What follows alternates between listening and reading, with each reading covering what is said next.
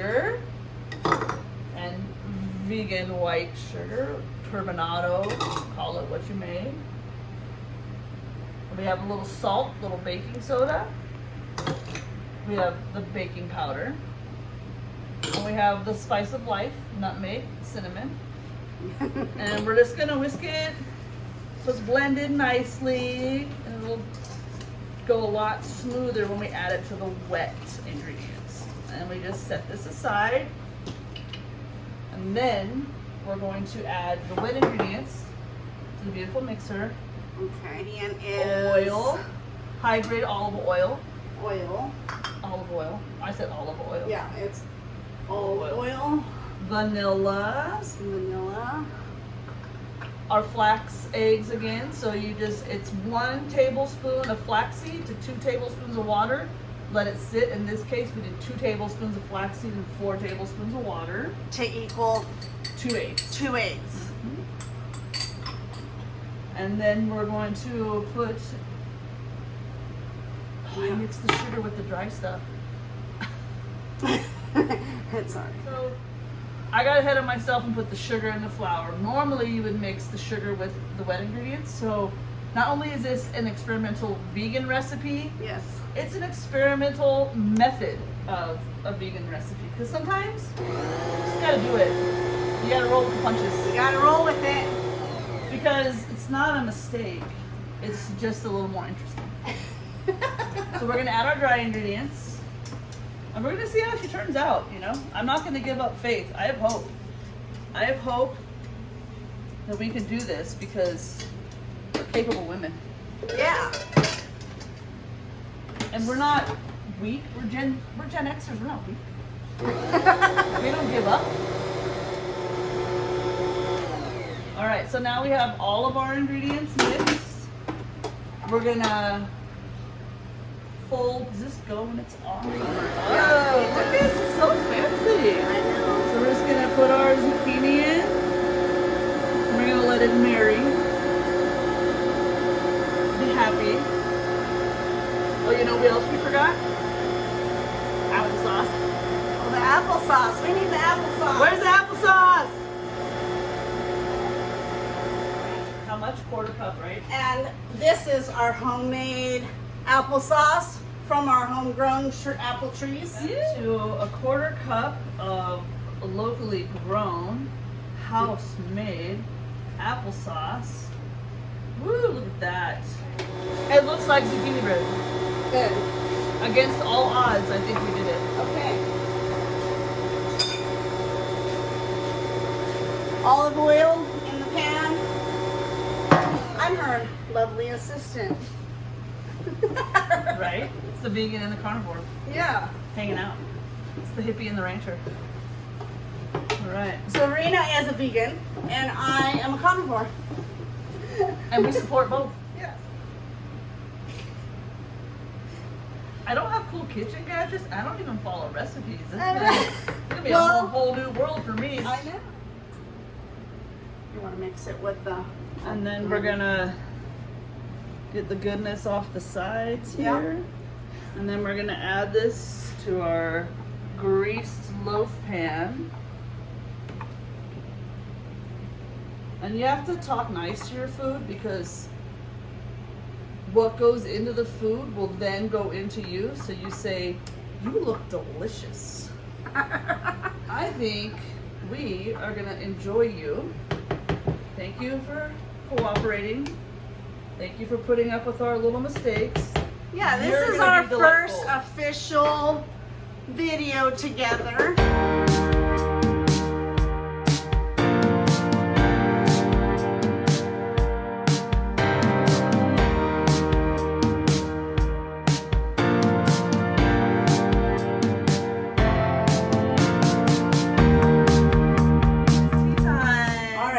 Pour our tea. We've been letting it steep, and then we have the mint and the stevia, and then you can see it's still very hot. So But smells delightful.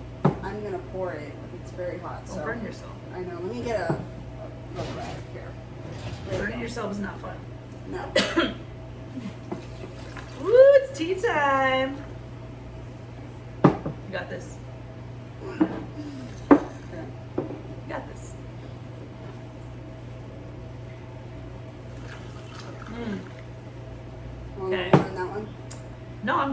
let's go right here. This, All right. oh, it smells so good. Can you tell if it's already steeped? Cheers to tea. All right. Cheers. Oh my God, that's perfect. So, Yeah. tea time Yes. can also be chatting time, Yes. right?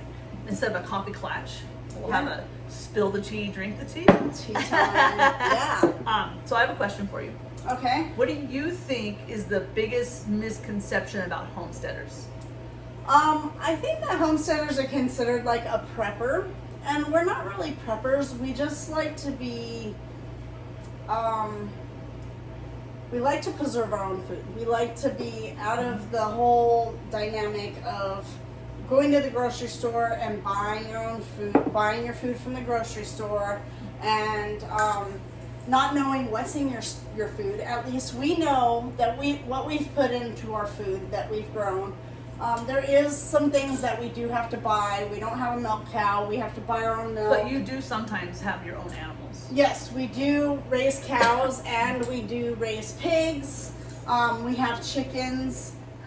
I would say, so I know you don't want to necessarily be associated as just a prepper, Yes. but I think there is an element to homesteading that is similar to prepping. Mm-hmm. As far as you're being prepared. You're prepared to feed yourself, to Mhm. feed your community. Yeah. And there's judgment in every angle in the world there's judgment. Yes. And there are some preppers that have taken it too far. Yes, there And is. they it's a little extreme sometimes. they give it a bad name. But Yeah. I feel like there is that common vein between preppers and homesteaders of not wanting to be completely dependent on somebody else's system and be Yes. more dependent on your own. Yeah. So what I hear you saying is that please don't associate me with that militia prepper. Yes. Understand yes, that I am still a part of my community and I care Yes. about my neighbor. I'm not walking around with my No. gun. No. I'm just walking around with some garden gloves and I'm Yeah. dirty head to toe because I'm trying to feed myself and you. Yes. And I'm always trying to bring the community in. If you need food or you want to share or you want to barter, or we always are like, we go to the farmer's market, we sell our product, we make garlic powder, pepper powder, we sell our produce from the garden. So we're always trying to incorporate what we do with the community, which is great. On that note, what are you most proud of as a homesteader? Oh my gosh. Oh my gosh. That's hard to Come on, tell. spill the tea. Let's go.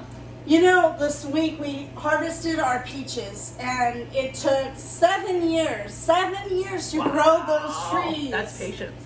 And we grew a lot of peaches, and the orchard is amazing. It's amazing. It is beautiful. Yeah.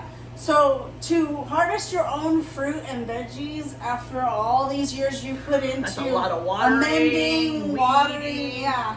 So sacrificing. it is rewarding at the end, you know. Nice. So that's kind of cool. Yeah. That's awesome. Yeah. I'd be proud too. Cheers. Oh, cheers! Cheers to homegrown food.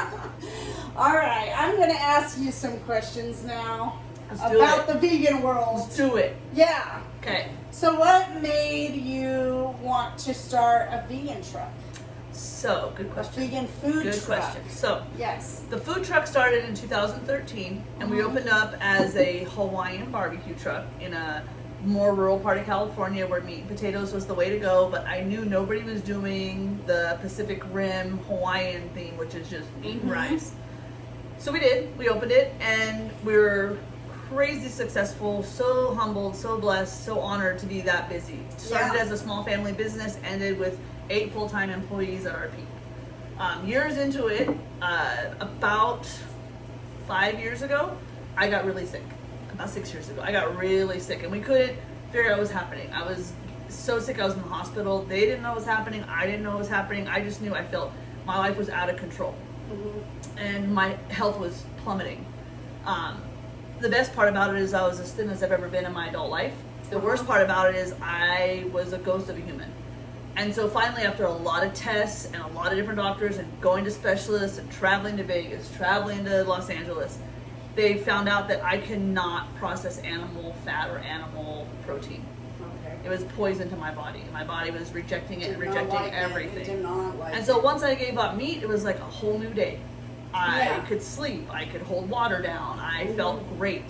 And so I personally gave up meat.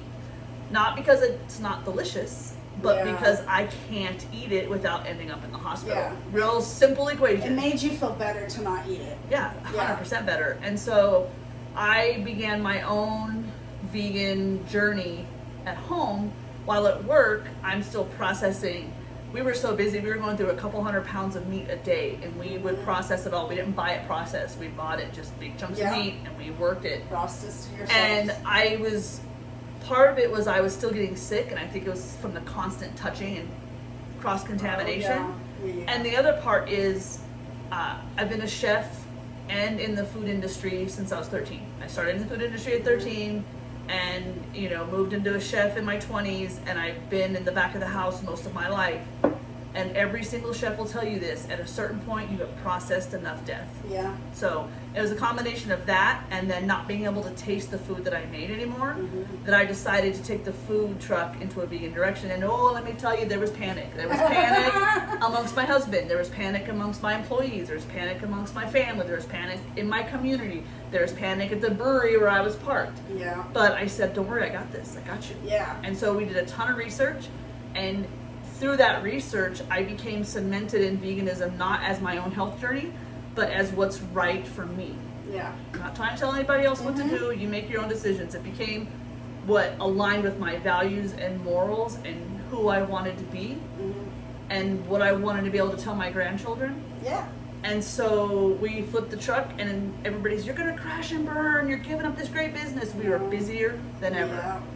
And we did, at a certain point, we made enough money, saved enough money to move to Susanville and buy a house, because we were never going to buy a house in June Lake. I don't know who buys a house in June Lake.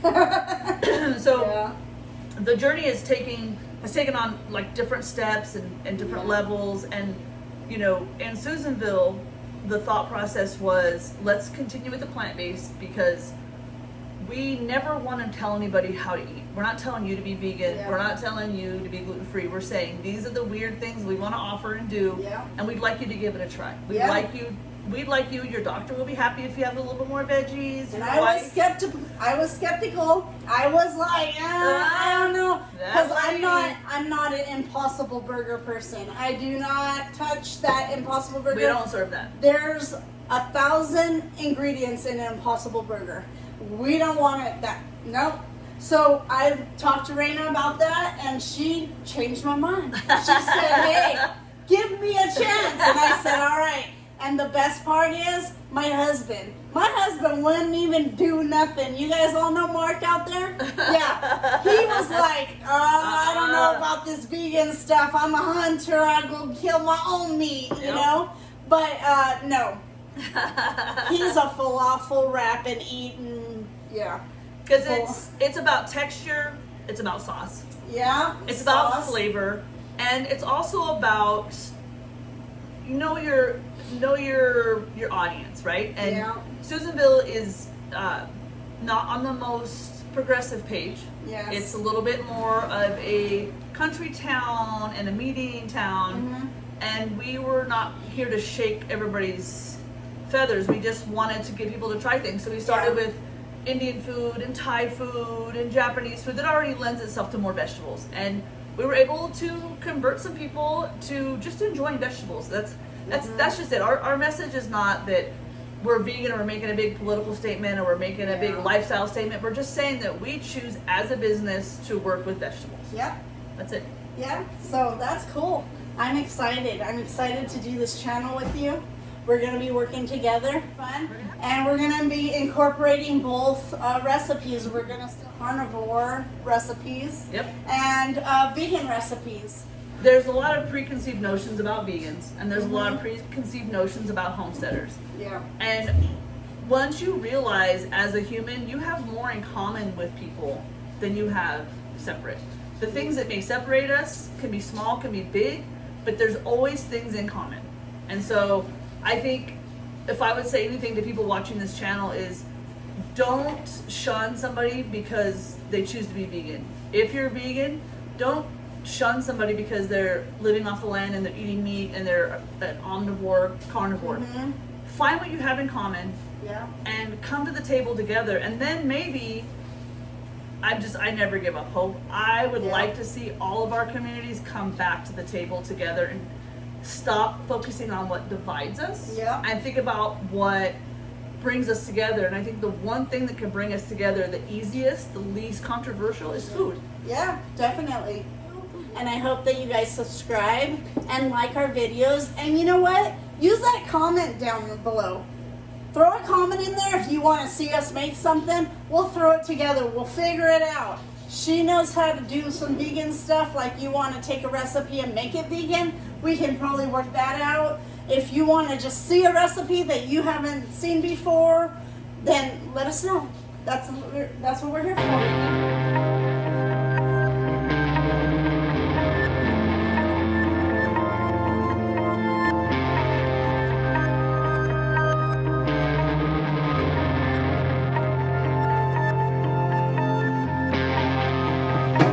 So I hope that you subscribe and join along with us on Bite by Bite YouTube channel.